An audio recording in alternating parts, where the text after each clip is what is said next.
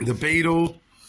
The Beetle is. I've come back from Aussie and it's all good. It just needs a lot of time. So we've got, obviously, as you can see, I'll spin the camera. So as you can see there, the Beetle parts already. I've got the compressor out. I'm gonna buzz them all with 80 grit, rip them right back to bare steel, just like we did with the car. Find any imperfections if there are any rust if there is any. Sort it, treat it, get rid of it. And the doors are over there. I know, I'll show you when I bring it out. One of the doors at the bottom is quite rusty, but we'll sort that out today. So that's the bonnet there. So that's the bonnet there. I sanded it all back with 80, buzzed it all back, and as you can see, half of it's metal, the other half is bog. I don't know why I didn't go right back to bare steel with this one. As you can see, even with the bog, you can kind of tell what's high and what's low. So a lot of it is ripply. So I will rip it straight back. But for now, I'm going to leave it like that, and then I'll do the edges with my finger. This done it with the orbital. They've bogged in there as well. They've just bogged everywhere just to try and make it straight. So I'll sand it all back. They've skimmed the edge a bit, which is fine, just to keep it straight, which is it's not much at all. And then this side as well, but they have touched it up along here. The front as well. They've done the front. They've bogged the front. You can see there.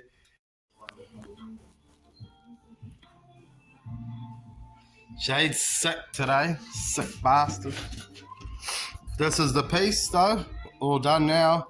It was a nightmare to do, not gonna lie, because this bit here was like rounded, if you saw on the other one, so I had to like shape it, round it.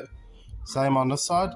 This is just grinding marks. Then underneath, same, had to chop a piece and weld it up on there. So a bit more grinding and should be good to go. But it's better than buying brand new. Get some rust preventer on there and then some primer and we're good to go. Get some.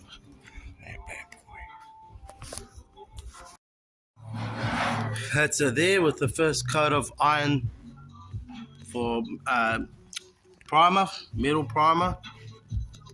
So it's looking pretty good. You won't see that anyway, it's all under the boot, but it looks solid now. And just give it a coat of primer and leave it. You would have seen the bit I just done over there is dry. It sits here and it goes around. So obviously before, this is what I was talking about the lead patches I showed you guys. But because all they done was cut this out and repair this, that bit there was rotten, like I showed you. So it rusted through, and as you can see right here, like you can see all of that is it's pretty rusty. It's not too bad, like I've seen worse, but it is pretty rusty. So what I'll do is I'll rip this right back with a 40 grit flappy disc, see how much I can get off, see how many pinholes we have, or see what's left of it, and then I'll repair whatever. So I'm hoping I don't have to make a new piece because it's going to be a bloody headache. I'll probably try repair most of this, and then that other bit will slot in, and then this bit here will get cut out last, that lip. I'll re-drill this lip for spot welds, and then I'll spot weld it to the iron bit. But yeah, I'll get stuck into it and I'll show you what it looks like after I've flipped this. So, I don't know, last thing I done was I ended up doing these plates here. So I had to grind that back, obviously, because I forgot I got a tack weld on this, spot weld, sorry. But that's the front there. So we've done both sides now. I'll just flip it through. So you've got that side there is fully covered. This side here as well, it's fully welded the whole way. There are low spots here, and then there's a low spot there, but you can see the old lead welding along here. The only way I was going to get rid of that is if I cut that right back to the lead and fill it in, but in all honesty it's got bog on it.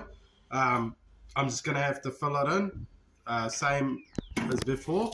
But as if you can see, the gap is like instead of before it was like 5-6 mils of bog, now it might be only 2-3, if that, 2.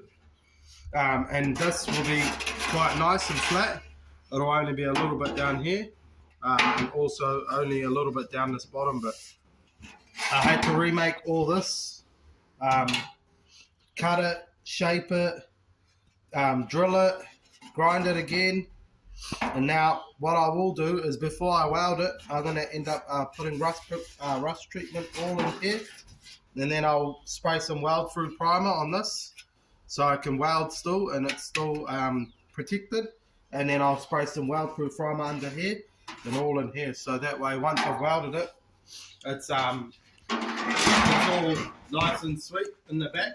It's not going to be giving me an issue later.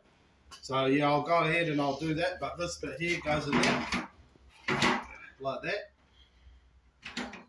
and then I'll just push it as hard as I can up, and then I'll weld it all the way along, spot weld it, and then yeah, figure it out. So that's it there, that's all. I just sealed it, primed it, but look at that, looks factory. So you can see I've welded it, and then I trimmed all the excess, spot welded over here, same over there, gaps for the latch, and then if I turn it, then I just rust cured all this, so I can skim a little bit of New-Tech on there, tidy it up, and then skim it a little bog on top to smooth it off, and then should be ready for sealing. But yeah, so that's enough for today. The Beetle is pretty major, but let us know what you think, if you want to see more stuff like this, or actually if you do want to see shit like this, because it's the most viewed stuff. But let us know. So next we'll be tackling the door tomorrow. The doors are major, same. Looks like it's not much, but it's actually quite a lot. I got to remake the frame, etc. But, you know, why pay someone when you can do it yourself? Plus, I'm learning, so even better for me. But I'm off home, so I'll catch you on the next one.